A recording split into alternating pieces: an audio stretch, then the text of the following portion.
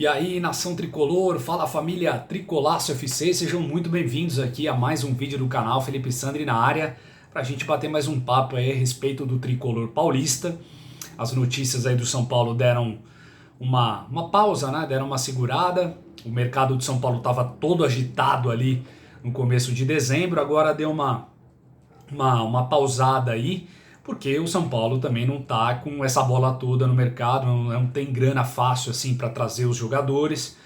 Muitas especulações acontecendo, muito disse que me disse, enfim, e o jogador chegando que é bom, nada, né? Então teve desde a história lá do Douglas Costa, da venda casada com Ferreirinha, que o investidor traria os dois, e aí automaticamente o Douglas Costa já sinalizou que não seria bem assim, que ele gosta de morar em Porto Alegre, que ele queria um tempo a mais para pensar. Eu já deixei aqui a minha opinião muito clara de que, para mim, Douglas Costa não seria bem-vindo ao São Paulo Futebol Clube. Eu acho que ele não faz parte daquele tripé que a diretoria está tentando implementar, que é o quê? De certa forma, a diretoria está tentando implementar, não. A torcida do São Paulo exige e a diretoria do São Paulo disse que pretende fazer isso. Então é o quê? Jogadores de físico, né, da parte física, jogadores que aguentem o tranco, jogadores que aguentem a maratona de jogos, que não sejam de vidro como o Benítez, como outros jogadores do São Paulo. Além disso, jogadores que não sejam o rim direito, né, de cada torcedor são paulino, ou seja, que o São Paulo não faça loucuras financeiras para adquirir os direitos desse atleta, para que não tenha salários exorbitantes ali em cada mês, ou seja, então seria esses dois pilares, e mais o pilar do comprometimento, jogadores que se espelhassem no Luciano, por exemplo, né? Jogadores que tivessem a postura do Luciano em campo, jogadores com brio, com raça, com entrega, com vontade, com disposição. E nesses três pilares, nessa trinca, nesse tripé, o Douglas Costa não consegue se encaixar em nenhum deles, né? Então, para mim, seria completamente descartada a vinda desse cara. O São Paulo precisa mudar o seu perfil e já começou a fazer isso, né? Com os 10 que já saíram, e tem muito ainda para sair, né? Casos aí de Éder, de Vitor Bueno, de Pablo, só que tem a dificuldade, né? Esbarra aí nos salários altos desses caras, eles não querem ganhar menos do que eles já ganham no resort do São Paulo Futebol Clube, de bobo eles não têm nada, né? Bobo mesmo é o torcedor do São Paulo, que vê a diretoria, entra a diretoria e sai a diretoria, esses caras fazendo merda no clube, é isso que eles fazem. E aí a situação do São Paulo é essa, né? Nós trouxemos Jandrei, né, um goleiro que tem até um certo potencial, mas nada demais. O Thiago Couto da base do São Paulo poderia ser esse segundo goleiro, fazer frente ao Volpi, porque também é um goleiro meia boca, Thiago Volpi. E o São Paulo traz Jandrei, tomara que ele dê certo, tomara que ele vá bem, tomara que ele conquiste a titularidade do São Paulo, mas não vejo nada demais nesse goleiro. Trouxe o Rafinha, 38 anos, se eu não me engano, sei lá quantos anos ele tem, já em fim de carreira, tomara que ele não seja o paneleiro que ele foi no Flamengo e também no Grêmio, né? Tomara, jogar bola ele sabe, agora, parte física e a parte de panelinha que ele possa fazer, tomara que não seja prejudicial ao clube. E trouxe o Alisson, esse sim, acho que foi uma bola dentro do São Paulo, entendo que o Alisson tem totais condições de buscar titularidade no São Paulo, é sim um jogador comprometido, é sim um jogador que fisicamente ele até teve algumas últimas lesões aí nos últimos anos, mas é um jogador forte, é um jogador que pode aguentar o tranco e também tá nessa estrutura aí de não ser um medalhão, de receber rios de dinheiro por mês.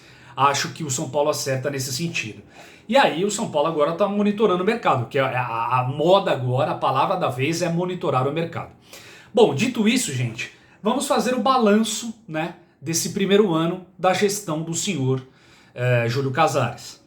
Júlio Casares, como vocês bem sabem, começou no marketing do São Paulo, lá atrás, nas épocas áureas do São Paulo, né, na época do Juvenal Juvencio, na época lá atrás do do próprio outro presidente do São Paulo, esqueci o nome dele agora, o Portugal Gouveia, Marcelo Portugal Gouveia. Ele era o diretor de marketing do São Paulo, sempre foi conselheiro do São Paulo. E, na verdade, gente, falando o simples aqui, o linguajar direto e reto, ele é da mesma farinha que veio Leco, que veio Aidar, que veio Juvenal Juvencio, é a mesma farinha. O São Paulo não tem uma oposição, e muito do que o São Paulo tem hoje, dos problemas que o São Paulo enfrenta hoje, é porque existe somente um grupo que se perpetua no poder, um grupo que se acha dono do São Paulo. Esse que é o maior problema do São Paulo.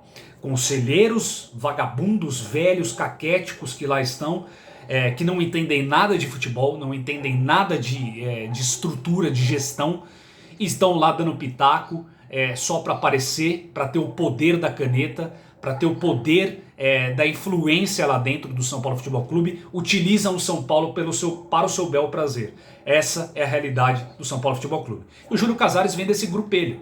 O Júlio Casares vem dessa turma, digamos assim, né? É bem verdade que ele tem boas ideias, ele tem a dialética dele é muito boa, né? Ele tem lábia, tem bom papo, ele fala bem, ele é do marketing, né, gente? Assim como eu também, eu também sou do marketing, eu sei bem como esses caras utilizam palavras, jargões, falam muito bem, né, quando precisam falar e vender um produto, que no caso dele era a sua eleição. E assim aconteceu, né? O Júlio Casares se elegeu, e aí, é claro, ele pega um São Paulo falido, porque você pegar o São Paulo pós-Leco é a mesma coisa que pegar a Europa pós Segunda Guerra Mundial. Tá tudo falido, tá tudo esfarelando, tá tudo desmoronando dentro do São Paulo. O Leco foi o pior presidente da história do São Paulo, o cara mais cancerígeno para a história do São Paulo, o cara mais... o pior tipo de gestão que poderia ter foi do Leco. O cara simplesmente trouxe à torto e direito quem ele queria. Tá aí o exemplo do Daniel Alves, que o São Paulo vai ter que pagar por 5 anos 400 pau por mês para esse hipócrita desse cara, esse jogador desgraçado que é Daniel Alves, essa falácia que é Daniel Alves, e jogar no Barcelona. O São Paulo paga para ele brincar no Barcelona, essa é a realidade. Então, você pegar uma gestão como a do Leco e a do senhor Raí, que a gente nunca vai esquecer o que o Raí fez como diretor, como dirigente do São Paulo, não é nada fácil, é claro que não. Mas aí veio a primeira gestão, e o primeiro ano da gestão. E o primeiro semestre foi bom. O São Paulo conquistou o Campeonato Paulista, eles trouxeram o Hernan Crespo, montaram um time que, de certa forma, conseguiu jogar, conseguiu desempenhar bem, conseguiu o primeiro objetivo da temporada, que era sair da fila. E o São Paulo conquista o título depois de 16 anos do Campeonato Paulista e depois de quase 9 anos sem nenhum título, né? Isso, começou com o pé direito. Só que aí você vai vendo as coisas que vão acontecendo, né? Os jogadores que lá ainda estão, a atitude que a gestão tem, por exemplo, quando volta ao público, né? Naquele momento que eles não quiseram fazer o lance do ingresso mais barato, só colocaram o ingresso mais barato depois de uma pressão enorme nas redes sociais, na frente do estádio, a mídia também caindo em cima da diretoria, onde se já viu querer lucrar nesse momento, tem que fazer o setor popular agora, para ontem, porque a torcida está com saudade, e aí eles fazem isso, mas de antemão, de primeira mão, eles não fizeram isso. E aí, gente, para colocar a cereja em cima do bolo, o campeonato horroroso que o São Paulo fez do Campeonato Brasileiro, a demissão sem nenhuma explicação concreta de Hernan Crespo, sendo que eles fizeram todo um processo, um procedimento, né, um processo seletivo para contratar o técnico adequado, certo, correto para aqueles anseios que a diretoria tinha. E aí veio o nome correto do Hernan Crespo, se mostrou o nome certo. Era um técnico em formação com grande potencial, sim, poderia errar como errou em algumas escalações, em algumas escolhas, mas estava em formação e mostrou já com o título do Campeonato Paulista que era um técnico que conhecia, que era um bom treinador. E aí ele simplesmente, o vento bateu para um lado, eles decidiram, como a maioria dos gestores, dos diretores, dos dirigentes dos clubes brasileiros, demitem o cara sem nenhum planejamento, sem nenhuma consistência do projeto, defendiam tanto na TV, e aí de uma hora para outra já não passa mais a valer nada o Hernan Crespo, e aí no mesmo dia já coloca Rogério Ceni. O Crespo saiu na manhã, o Rogério Ceni estava dando treino à noite no Morumbi. Aquelas maluquices que só acontecem no futebol brasileiro. E aí você vê que é a mesmice. É o mais do mesmo, né? Não tem nada de diferente, não tem nada de inovador, não tem nada de transparente, como ele dizia. Não tem mínima transparência. E aí, mais uma cereja para a gente colocar nesse bolo foi a questão aí do estatuto, né, do conselho, a votação, aquela coisa completamente vergonhosa, vexatória, aquele golpe que o senhor Júlio Casares deu sim no estatuto do São Paulo. Ele sempre mostrou lá atrás que ele era contra a reeleição, e agora quando ele está no poder ele muda a sua atitude, mostrando que é um mentiroso, Você é mentiroso, Júlio Casares. Você é mentiroso, você é farinha do mesmo saco de Leco, Aidar e companhia. E aí, gente, depois da terrível da terrível participação do São Paulo no Campeonato Brasileiro, o São Paulo, por um milagre, não cai, porque tem times piores, graças a Deus tem times piores, senão o São Paulo teria caído para a segunda divisão. Aí se encerra o primeiro ano do Júlio Casares. Então o balanço que eu faço é um primeiro ano deprimente.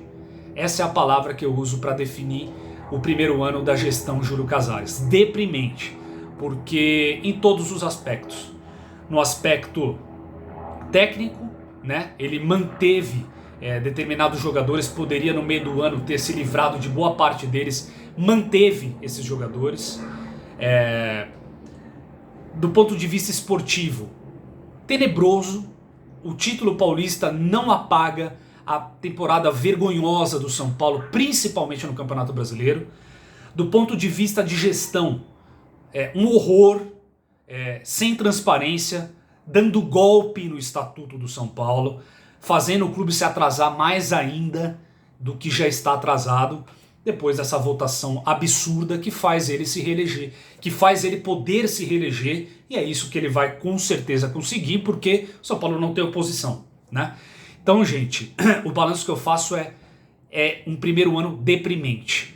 O que eu torço e rezo é para que eles tenham a cabeça no lugar, pelo menos um momento, de cortar essa folha salarial do São Paulo, trazer jogadores pontuais com fibra, não precisa ser nenhum craque, mas que tenham fibra, que não custem o olho da cara e que deem dignidade para esse time do São Paulo, porque esse elenco desse ano que o São Paulo disputou é um elenco sem caráter, é um elenco de bunda mole, de vagabundo sem vergonha, safado. Essa é a definição do São Paulo de 2021. Então o mínimo que eu espero para 2022 é um elenco que tenha pelo menos dignidade, que o São Paulo conquiste, óbvio, títulos, mas vai ser muito difícil, né? Mas que o São Paulo pelo menos tenha dignidade para representar a vontade do torcedor dentro de campo. É isso que eu espero. Quero muito saber a opinião de vocês, do balanço que vocês fazem também. Tá difícil. A gente vai ter mais 2 anos aí de Júlio Casares, que tá, de certa forma, apesar de tudo isso, o marketing do São Paulo voltou a funcionar, que não existia, que era simplesmente inexistente. Agora, pelo menos, voltou a funcionar. O São Paulo está atrás de patrocinadores, com a enorme dificuldade que está tendo. Mas pelo menos isso é um ponto positivo, eu dou a mão à palmatória. Mas do restante que eu listei para vocês, é muito pior do que eu imaginaria. Então é um primeiro ano de gestão deprimente. Torço para que melhora. Estarei na torcida com certeza, porque a melhora da gestão do Júlio Casares é a melhora do São Paulo e a melhora do clube como um todo. É isso. Grande abraço para todo mundo, obrigado pela audiência. Vamos São Paulo!